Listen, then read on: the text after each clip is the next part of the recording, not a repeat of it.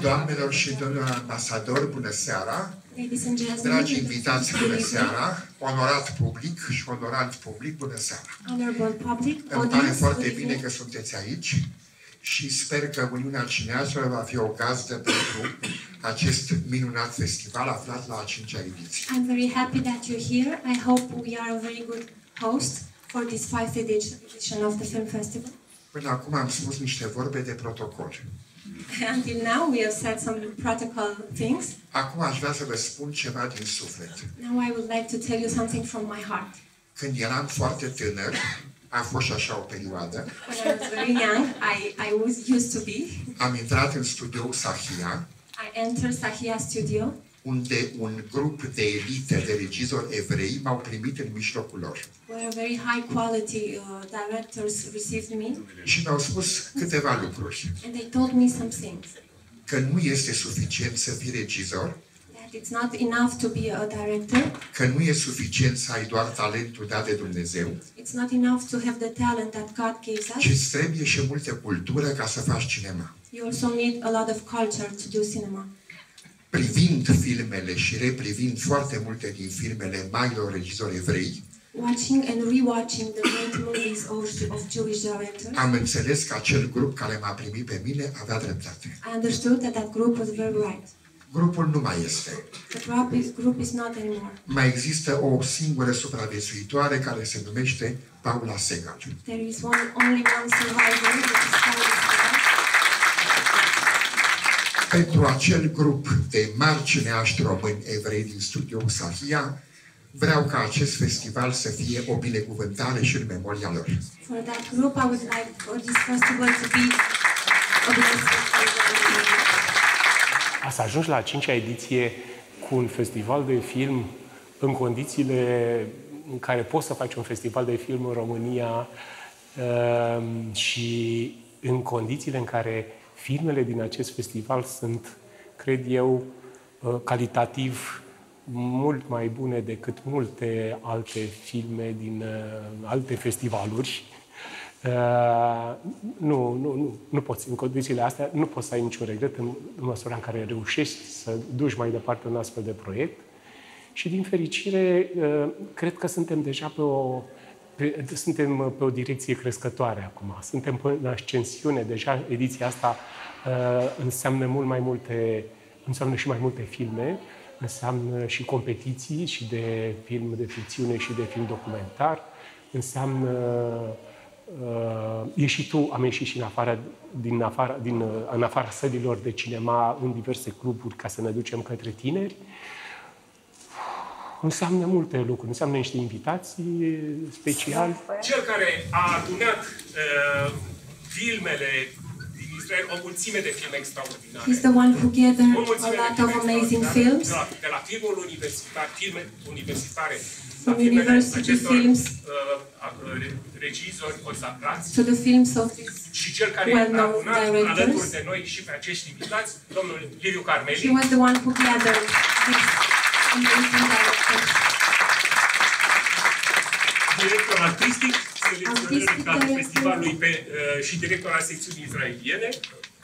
The director of the Israeli section.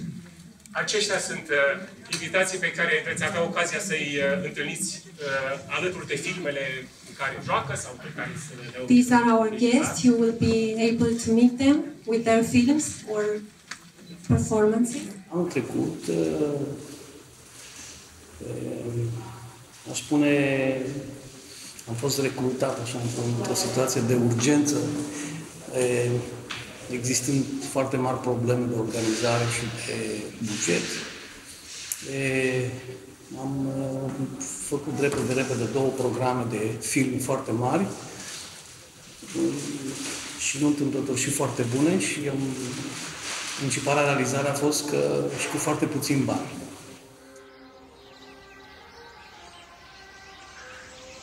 ואיפה פה? מדהים פה. אבל העירייה רוצים לפנות אותי. אמרתי להם, אני מפה לא זז. מפה אני לא זז. אני למדתי לא לפחד מחיים. בחיים יש הרבה שבילים.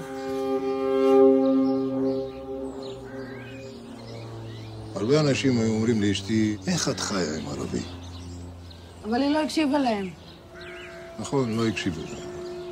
Sunt niște invitați chiar foarte speciali. De ce? Noa Reghev, care este directoarea festivalului din Ierusalim, un festival de renume, adică unul din primele festivaluri din lume, din film. Avem un palestinian, un regizor palestinian din Israel, un regizor foarte bun.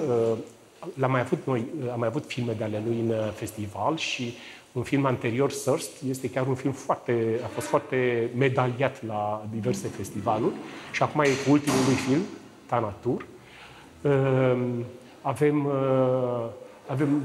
o actriță dintr-un film foarte bun, Zero Motivation, mi se pare că este și prin oraș pe undeva, nu știu, parcă a fost adus. Deci a fost adus și de către companiile de distribuție de film care funcționează în România.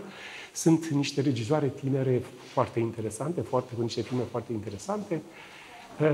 L-am avut pe Tomi, l-ați deja intervievat pe Tomi Lang, regizor român care trăiește acum în Israel și avem al cărui film va fi o premieră mondială aici la noi, în cadrul festivalului. Este prima mea întâlnire cu festivalul.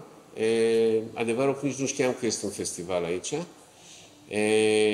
Liviu, care este directorul artistic al festivalului și ne cunoaștem din Universitatea de la Tel Aviv, la care am făcut masterul în cinematografie și el e acolo la arhiva Universității la cinematografie.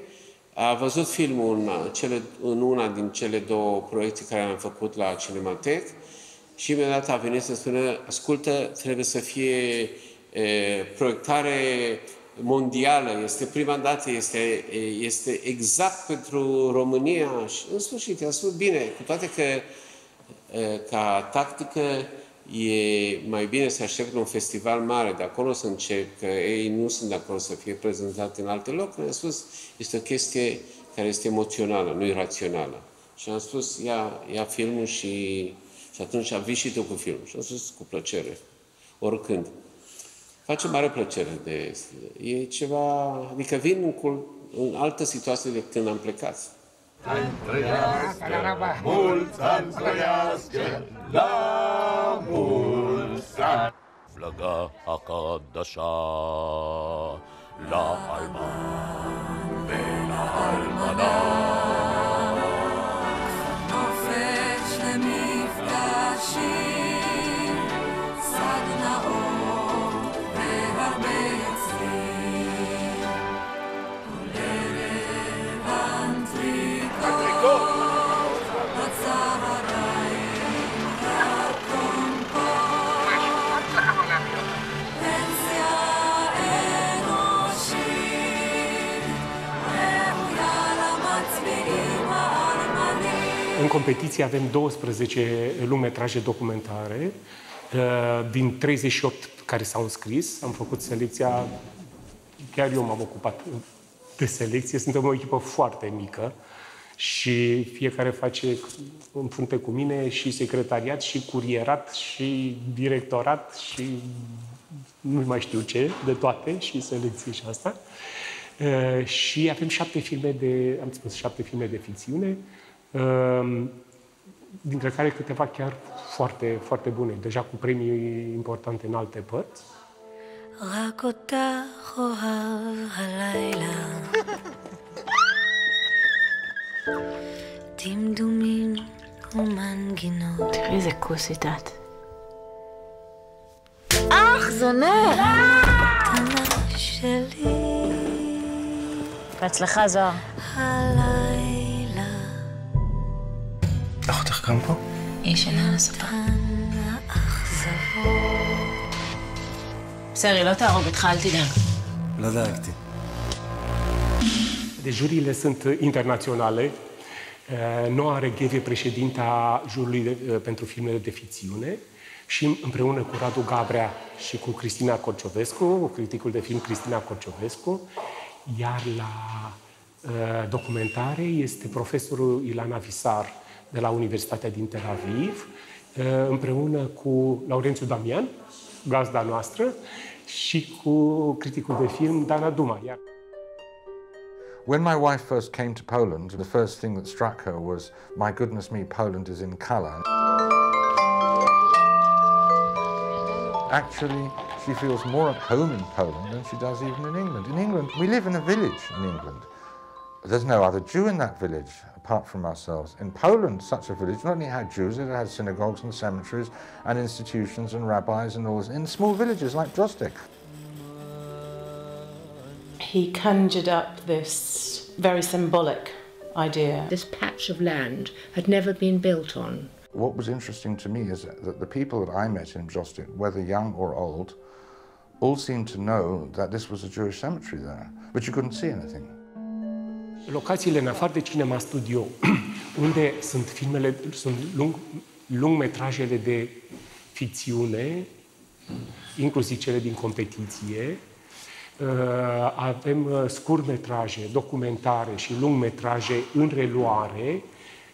E primul an când avem filme în reluare în alte locații. Deci, în afară de cinema studio, avem Clubul Țăranului Român, avem Revolution Cafe la Piața Romană, avem Cărturești, Verona și Teatrul de Comedie, care este și partener, de fapt, cu noi în festival, unde avem o secțiune de cinematecă cu niște comedii spumoase ale anilor 70-80.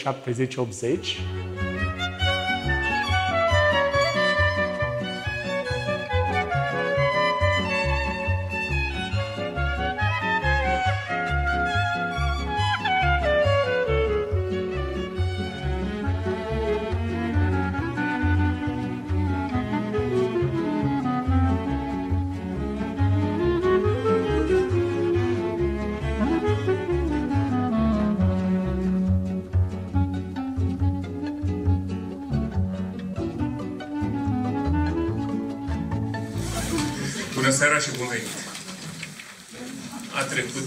A trecut săptămâna, a trecut cu multe surprize. Probabil că ediția asta, nu probabil, sigur, ediția asta a fost cea mai năzdrăvană, cea mai neobișnuită, cea mai plină de întorsături, de evenimente neașteptate, de torpilări, de lucruri bune în același timp. Este o ediție care ne-a adus destul de multe bucurii. În primul rând, ne-a adus mult mai mult public în sală decât până acum. Deja îi cunoaștem pe o parte dintre cei care vin aici. S-a format un public stabil care crește de la an la an. Mulțumesc în primul rând organizatorilor pentru această posibilitate de a oferi unul dintre premii. E o onoare pentru mine să mă aflu aici lângă dumneavoastră. E unul dintre evenimentele pe care l-am așteptat, în special gala de premiere. Avem din partea primăriei o plachetă specială, un trofeu dedicat festivalului și în același timp primăria a preluat, sper că să continuăm să devină o tradiție. V-am spus că toate lucrurile bune încep. Da. Da. Deci, e vorba aia, omul se găsește locul, nu? Mulțumesc. E prima oară când de la Primăria Generală a Capitalei a venit... Nu o să fie și ultima oară. Vă mulțumim și noi.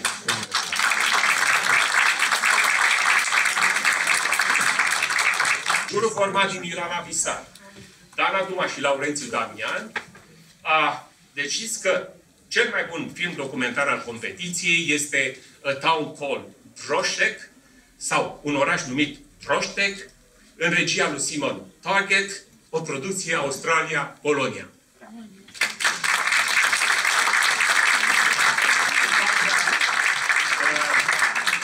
În afară de diploma respectivă, pe care o vom trimite, din partea primăriei avem, după cum am spus, această plachetă, care se va constitui în trofeul festivalului. No, I said, look, my grandfather was born there, I would like to restore the cemetery.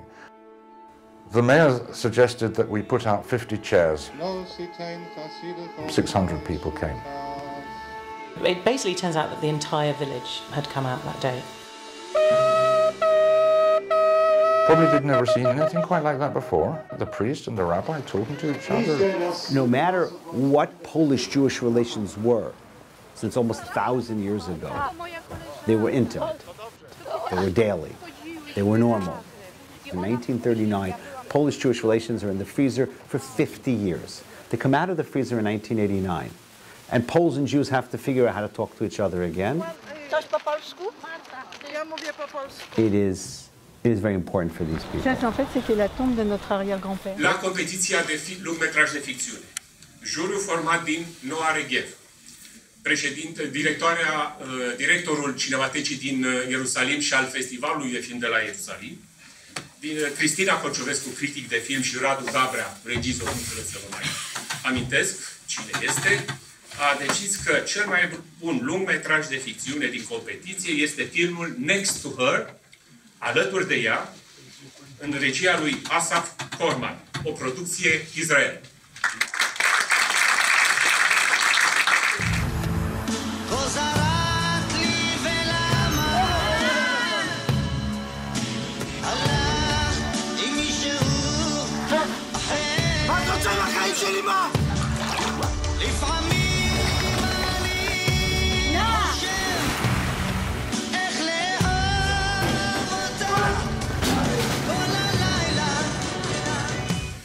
Avem onoarea să oferim trofeul Best Media în cadrul acestei competiții. 7 filme de ficțiune au participat, iar trofeul pleacă către filmul israelian, o producție israeliană din 2014, Adio Baghdad.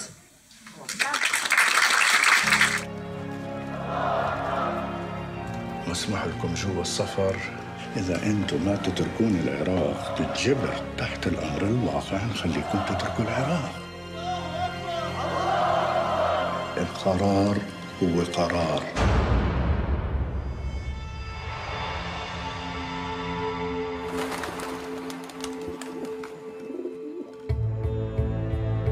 من هذا اليوم أنتم بعد ما موطنين.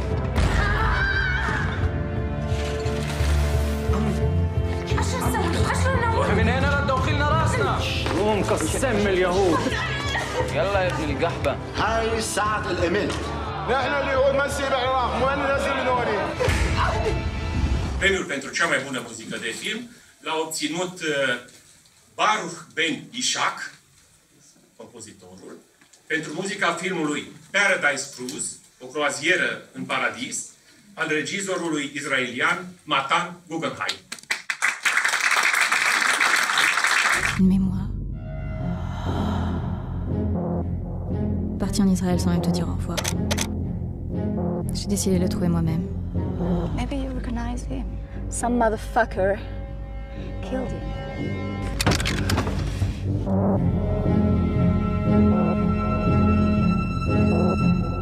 What do you shoot? Mainly soldiers.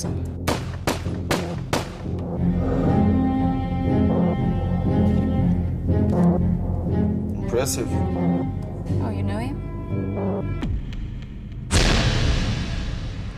You know you might be the one.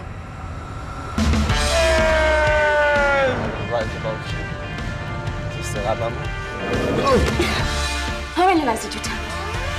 Not more than you did. J'ai décidé que je ne m'attacherai à rien. Assez.